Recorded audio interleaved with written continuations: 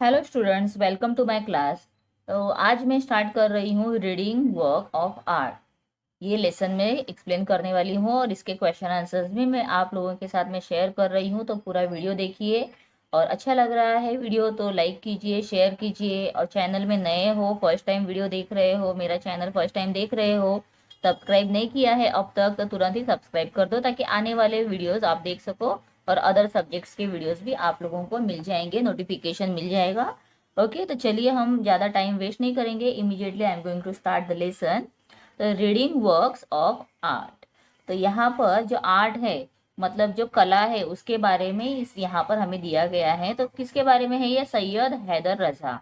तो सैयद हैदर रजा जो यहाँ पर पिक्चर में आप देख सकते हो और वो पेंटिंग भी करते हुए दिखाई दे रहे हैं। इज अ ओल्ड मैन, देखो ओल्ड दिखाई दे रहे हैं लेकिन उनका पैशन देखो कि वो बैठकर अपना काम कर रहे हैं। मतलब किसी भी चीज में अगर हमारा ध्यान हो, हमें उसकी करने की इच्छा हो तो फिर हम एज मैटर नहीं करता है, हम उसे अच्छे से कर सकते हैं। इस पिक्चर में भी आप देख सकते हो उनकी पिक्चर दिखाई गई है। ठीक है, तो चलिए हम देखते हैं रजा जी के बारे में। तो सैयद हैदर रजा, पॉपुलरली नोन एज रजा, तो उनको रजा इस नाम से जाना जाता है, कहा जाता है। वॉज रिनाउंड इंडियन आर्टिस्ट, तो वो बहुत ही फेमस, ऐसे रिनाउंड मतलब फेमस, फेमस इंडियन आर्टिस्ट हैं। Simple geometric shape, striking colour combination, तो उनके उनके जो आर्ट है उसमें एक ज्योमेट्रिकल शेप्स आप देख रहे हो, यहाँ पर शेप्स दिखाई दे रहे हैं, स्क्वायर है, फिर ट्रायंगल टाइप दिखाई दे रहा है और यहाँ पर भी मैंने नीचे दिखाया उसमें भी सर्कल था। तो मतलब इनके ज्योमेट्रिकल शेप्स होते हैं। और स्ट्राइकिंग कलर कॉम्बिनेशन मतलब उनका जो कलर कॉम्बिनेशन वो यूज करते हैं वो एकदम आकर्षित करने वाला है।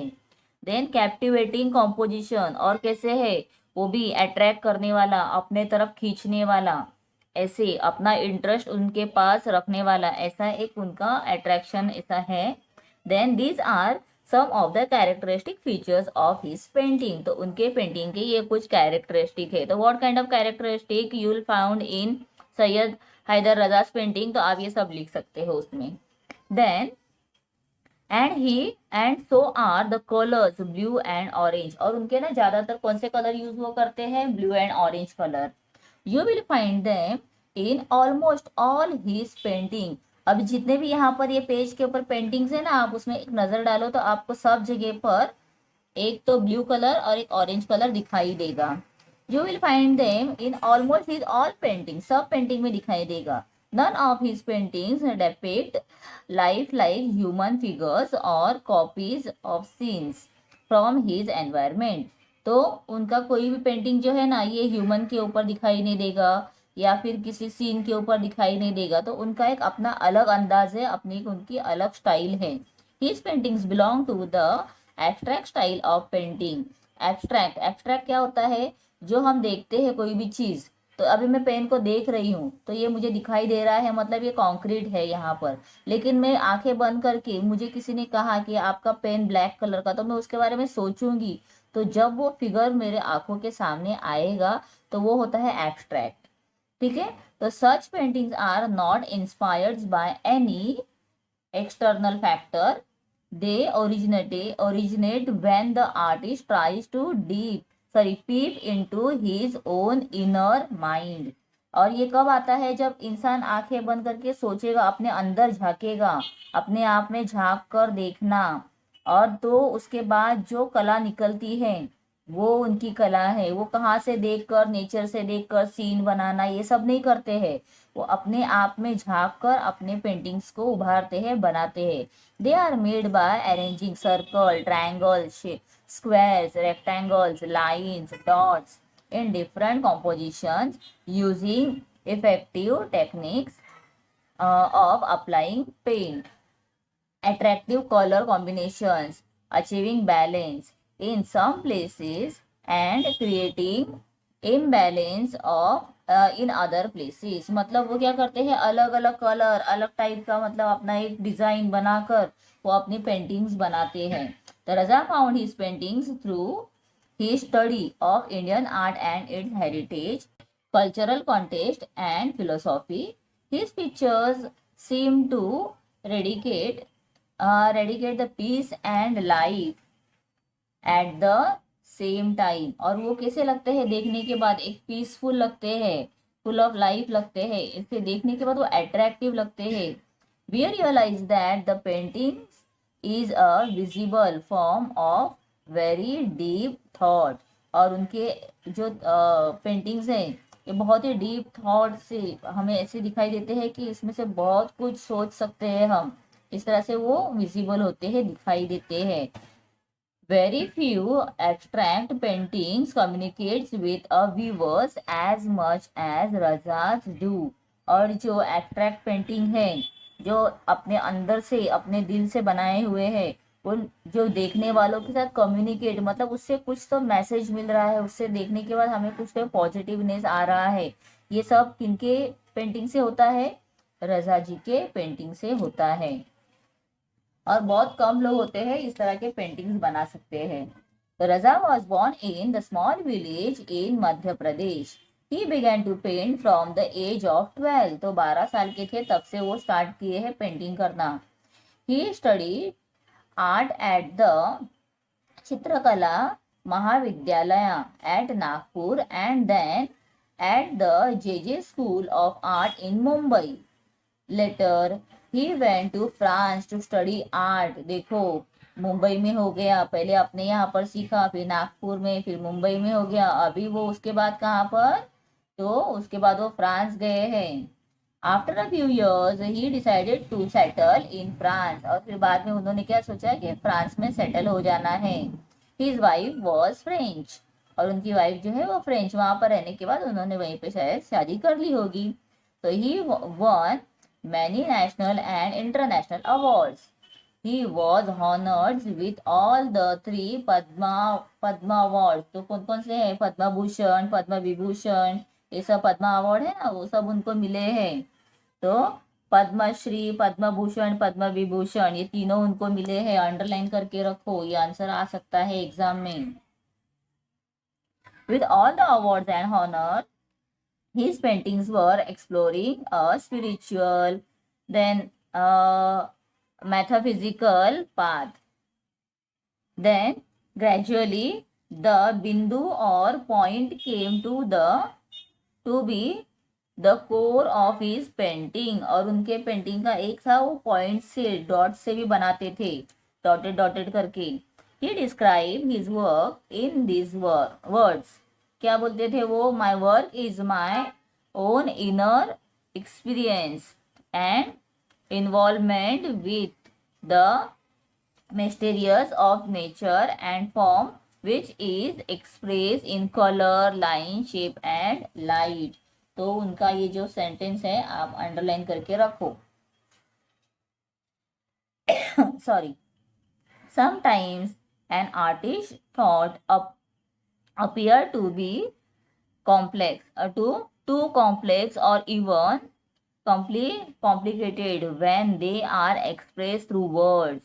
तो वर्ड से हम जितना बोल नहीं सकते हैं, उससे ज़्यादा हम अपने जो पेंटिंग्स है उससे, अपने आर्ट से हम अपने आप को एक्सप्लोर कर सकते हैं, बता सकते हैं। For him the effective mediums of communication is his work। तो उनके हिसाब से ज़्यादा कम्युनिकेट करने का मीडियम कौन सा है? वो है उसका वर्क, उनका वर्क, हिज पेंटिंग, और उनका painting. Raza had great creativity. His paintings are very expressive. उनके पेंटिंग्स बहुत एक्सप्रेसिव थे। This great artist passed away on 23 July 2016 में, मतलब अभी रिसेंटली 4-5 साल पहले उनका डेथ हुआ है एट द एज ऑफ 94। तो अगर आप लोगों को पैराग्राफ आते हैं उसमें आप लोगों को इसके ऊपर रिलेटेड क्वेश्चन होंगे तो आपको फाइंड करके लिखना है। Living behind a legacy of sensitive paintings achieved through extraordinary compositions of lines and colours. और उनकी जो कला है वो छोड़ कर गए हैं, मतलब वो अभी चलेगी आगे। That depict extra ordinary composition. और वो क्या करते हैं? एक्स्ट्रा ऑर्डिनरी कॉम्पोजिशन जो है उसको शो करते हैं। डिपिक्ट मतलब दिखाना। ठीक है, तो बहुत ही अच्छा इंफॉर्मेशन हमें यहाँ पर मिला है सैयद जो रजा है, हैदर रजा, उनके बारे में। ठीक है, तो चलिए इसके बाद हम आगे देखेंगे दूसरी कला कौन सी दी हुई है, गौंड कला। तो गॉड आर्ट के बारे में हम देखेंगे। अभी आप यहाँ पर देखो, ये पिक्चर का टाइप अलग है।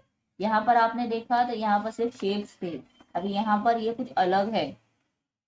The God art is a tribal art, तो ये कहाँ से आया हुआ है, ट्राइब से, जो आदिवासी लोग होते हैं उनके तरफ से। It has been developed and preserved by the Gond tribe people residenting largely in Madhya Pradesh. ये भी मध्य प्रदेश, मतलब मध्य प्रदेश में कुछ तो खास है। फिर महाराष्ट्र, तेलंगाना, आंध्र प्रदेश, ओडिशा, तो महाराष्ट्र भी है ना इसमें अपना। Then state of India. From their traditional tales and mythology, we learn that they have lived in India for thousands of years, even before the other inhabitants came here. मतलब दूसरे inhabitant रहने वाले, घरों बना के अपने अपने रहने वाले लोग आए, उसके पहले से ये लोग थे और तब से ये कला को कंटिन्यू करते आ रहे हैं। देखो मतलब सोचो ये कितना ओल्ड स्टाइल का आर्ट है। Gond art has spreads mainly in central India. Underline क्यों कर रही हो पता है, क्योंकि पैराग्राफ आएगा तो आप लोगों को ये सब समझ में आना चाहिए। और यहाँ पर एक और दिया है गोंडी लैंग्वेज, ये मैंने देखा ही नहीं। Gondi language is similar to the Telugu and the Dravidian language. तो इनकी लैंग्वेज थोड़ी तेलुगु की जैसी है, तो ये भी आ सकता है। देखो इसके लिए मैं सब अंडरलाइन करते जा रही हूँ। Originally people use to draw pictures on the earthen walls. Earthen walls मतलब क्या होते हैं, मिट्टी के जो वॉल होते हैं, मिट्टी के दीवार होते हैं। ऑफ देयर हाउसेस, तो उनके घरों के ऊपर मिट्टी के जो घर होते थे उनके वॉल को अच्छा दिखने के लिए वो लोग फिर उस पर पेंटिंग करते थे। Most folk arts involve natural techniques of preparing colors and use of several mediums. They are transferred from generation to generations in the a smoothly flowing process. मतलब ये एक जनरेशन से दूसरे जनरेशन तक ऐसे ये बढ़ते गया है, वो सीखते गए हैं, वॉल्स के ऊपर अलग अलग डिजाइन निकालते गए हैं, तो ये चलते आया है। Gond art is no exceptions of to this. मतलब ये भी गॉड आर्ट भी ऐसे ही जनरेशन टू जनरेशन चलते आ रहा है। The house decorated with the beautiful pictures creates a pleasant atmosphere. सच में घर के ऊपर अच्छा कलर हो, अच्छा डिजाइन हो तो कितना अच्छा लगता है। मतलब अपना दिल जो है बहुत ही प्रसन्न रहता है और हर चीज मतलब घर में एक पॉजिटिविटी रहती है। ठीक है, तो प्लेजेंट एटमोस्फियर मतलब क्या है, एक पॉजिटिविटी रहना। Also art is a medium of recording and preserving what is seen. और ये एक अच्छा है, हमारे हिस्ट्री में भी जो भी आप देखते हो कर्व किया हुआ है मंदिरों के ऊपर, बड़े बड़े इसके ऊपर, तो उससे हमें क्या मिलता है, तब क्या हुआ था उसके बारे में हमारा नॉलेज बढ़ता है। मतलब this is a kind of history का एक पार्ट बन जाता है।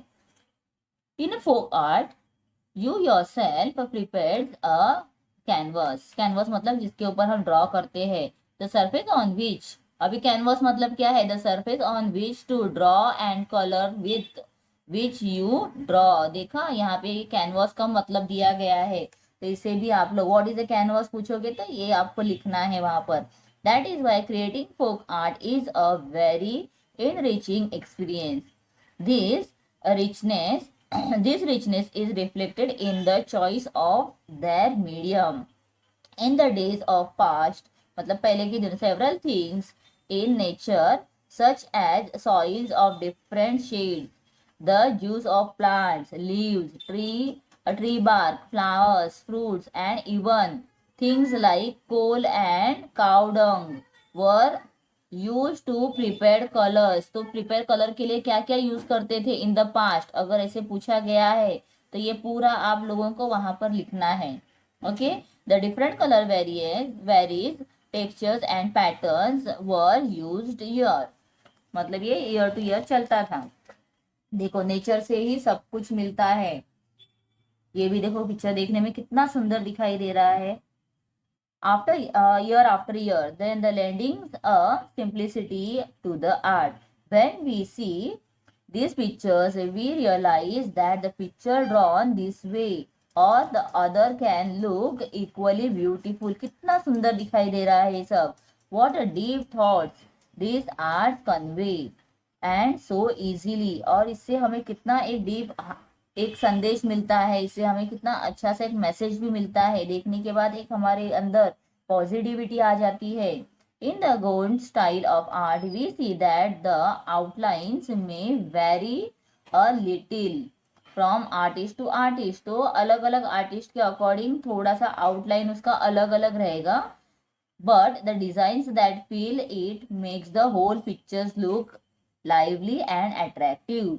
लेकिन जो डिजाइन है उसके वजह से ये पिक्चर जो है उसमें जान आ गई है और एक अट्रैक्शन बन गया है उसका।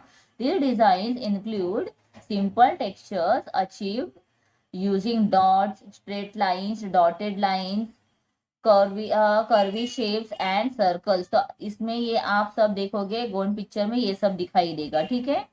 Then special attention is given to the choice of various colors so that the total effect is amazing and beautiful। और यहाँ पर जो सैयद रजा थे उनके इसमें क्या था, 2 कलर थे, ऑरेंज और ब्लू था। लेकिन यहाँ पर क्या है, चॉइस ऑफ डिफरेंट कलर है, अपने को जो चाहिए वो कलर यूज कर सकते हैं, ऐसा है। In today's age of commercializations, many men have taken up Gond art, but the roots of folk art probably lie in women's daily chores like cleaning and decorating the house, then dealing with natural colors in the course of cooking and in their leisure time activities. मतलब ये सब जो women's है अपने घर के कामों में जो यूज करती है अलग अलग एक्टिविटी, इसमें ही जैसे वो पूरा एक उसका मेन गोंड आर्ट का एक रूट छुपा हुआ है, ठीक है। तो आबा भागवत इन्होंने ये पूरा हमें यहाँ पर इंफॉर्मेशन दिया हुआ है। This is very important to know about our culture, our art. हम इंडियन हैं, हम महाराष्ट्र में रहते हैं, हम कहीं पर भी रहते हैं, बट एज ए इंडियन हमें हमारे देश के अलग अलग संस्कृति है, आर्ट है, कला है, उसके बारे में पता रहना भी बहुत जरूरी होता है। ओके तो चलिए अभी मैं स्टार्ट करती हूँ रीडिंग वर्क ऑफ आर्ट का वार्मिंग अप एक्सरसाइज। तो वार्मिंग अप में क्या दिया हुआ है, complete the following items using the appropriate colour terms. तो यहाँ पर कलर टर्म्स दिए हैं ब्लू, ब्लैक, ग्रीन, रेड। इसके हिसाब से जो एडम्स होते हैं, जैसे हम फ्रेजेस बोलते हैं वैसे एडम्स होते हैं। जैसे हम मराठी में मर्ण होती है, मणी, जैसे हिंदी में मुहावरे ऐसे होते हैं ना, इस तरह से यहाँ पर हमें दिया हुआ है। तो इसे हमें कंप्लीट करना है और मैंने आंसर्स लिखे हुए हैं, तो मैं फटाफट एक बार रीड कर देती हूँ इसे। Give someone a dash look, look of anger, गुस्से से देखना, डिसलाइक से देखना, मतलब कौन सा लुक है वो, black look. Out of blue मतलब suddenly, unexpectedly. The black sheep मतलब क्या है, a person who brings a disgrace of the family. तो उसे क्या कहते हैं, ब्लैक शीप कहते हैं। अगर एक इंसान घर का अच्छा नहीं है तो उसे हम क्या कहेंगे, black sheep. Once in a blue moon तो very rarely. A black list मतलब क्या है, a list of the defaulter. आप लोगों को पता है ना, स्कूल में भी ऐसे होता है, अगर कोई बच्चा कंप्लीट नहीं करता है, बार बार उसका कुछ प्रॉब्लम है, तो उसके ब्लैक लिस्ट में डाल देते हैं, मतलब डिफॉल्टर बन जाता है। द वैनिश इनटू ब्लू मतलब लीव्स विदाउट एनी ट्रेस। अब ग्रीन बेल्ट, जो ग्रीन एरिया होता है, फील्ड का एरिया होता है, उसे क्या कहते हैं, उसे कहते हैं green belt. Then blue blood, royal blood और the aristocratic origin. To have a green fingers means to be at gardening. Catch someone red handed मतलब किसी को पकड़ना, तो someone to catch someone in act of doing something wrong, कोई कुछ गलत कर रहा है उसे पकड़ लो, तो हम क्या कहते हैं, रेड हैंडेड पकड़ लिया है। Give someone get the green signal मतलब किसी को हम परमिशन देते हैं ना, तो क्या बोलते हैं, अरे मुझे तो ग्रीन सिग्नल मिल गया, परमिशन लेना है, पिकनिक जाना है आपको, पापा से परमिशन लेनी है, और पापा ने परमिशन मिल गई, दे दी परमिशन, तो क्या कहेंगे, यस मुझे तो ग्रीन सिग्नल मिल गया है। अ रेड हेरिंग मतलब something that diverts attention from the main issue. Then a bolt from the blue means sudden shock, surprise. See red means become angry. Okay इसके बाद ना यहाँ पर दिया हुआ है कि जो कलर्स दिए हैं इसको देखकर आप लोगों के माइंड में क्या थॉट्स आते हैं लिखना है। जैसे व्हाइट को देखकर मैं बोलूंगी एकदम पीसफुल माइंड, ऐसे आएगा। ओके, तो आप लोग यहाँ पर इसके बारे में डिस्कस कर सकते हो। देन उसके बाद हम कंटिन्यू करेंगे नेक्स्ट इंग्लिश वर्कशॉप। तो यहाँ पर दिया गया है spot the error in the spelling of the following words with reference to the passage and rewrite them correctly. तो यहाँ पे ना रिनाउंस का स्पेलिंग भी आप देख सकते हो, रॉन्ग दिया हुआ है ना, RENOWNED आना चाहिए, तो यहाँ पे रॉन्ग दिए हुए हैं, तो इसे हम करेक्ट करके लिखेंगे। तो ये पूरा मैंने दिया हुआ है स्क्रीन के ऊपर, आप इसे कंटिन्यू करो। फिर उसके बाद नेक्स्ट दिया हुआ है complete the following with the reference to the passage. अभी क्या दिया है, characteristics features of Raza's painting. तो कैसे होते हैं वो, सिंपल क्या होते हैं, ज्योमेट्रिक शेप होते हैं, then striking colours combination, then कॉम्पिटेट sorry captivating compositions, then colours कैसे होते हैं उनके, ब्लू एंड ऑरेंज, ये स्पेशल उनका कैरेक्टरिस्टिक है, तो इसे हमें यहाँ पर ऐसे लिखना है। ठीक है, उसके बाद थर्ड देखो, कंप्लीट द फॉलोइंग डायग्राम। तो यहाँ पर दिया हुआ है गॉन्ड आर्ट के बारे में। तो देखिए यहाँ पर मैंने आंसर्स लिख दिए हैं, तो इसमें आप लोगों को ये सब ऐसे ही रखना है, और सिर्फ यहाँ पर लिखना है developed and preserved by Gond tribal people, a medium of recordings and preservings what is seen. ठीक है, ये यहाँ पर हमें इसी तरह से कंप्लीट करना है। उसके बाद नेक्स्ट हमें दिया हुआ है complete the following with the reference to the passage. Passage में देखकर इसे कंप्लीट करना है। तो Raza's paintings do not depict, तो ये हमें पैराग्राफ में देखोगे तो पहले पैराग्राफ में मिल जाएगा। तो यहाँ पर मैंने आंसर्स थोड़े दिए हुए आप लोगों को डायरेक्टली, तो आप इसे कंटिन्यू करो। तो फर्स्ट में आएगा हमारा life like the human figures और copied of the scenes from his environment. तो एक मैंने दिया है कंप्लीट कैसे करना है, तो पूरे आंसर्स मैंने स्क्रीन के ऊपर दे दिए हैं, आप उसे कंटिन्यू करो। फिर नेक्स्ट देखो, right about the following important features of Gond art with the help of the passage. तो हमें गोंड आर्ट के बारे में क्या उसका फीचर है ये लिखना है।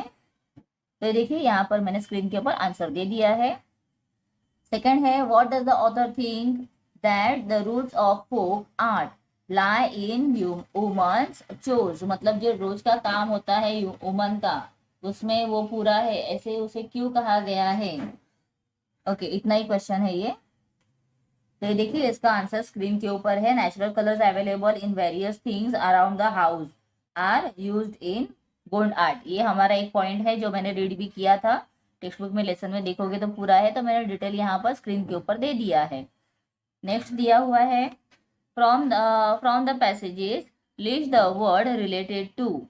तो अभी यहाँ पर हमें रिलेटेड वर्ड जो है उसके बारे में पूछा गया है। तो ज्योमेट्री में क्या क्या आते हैं वर्ड्स, तो आते हैं डॉट है, स्ट्रेट लाइंस है, डॉटेड लाइंस है, कर्वी शेप्स है, सर्कल्स है।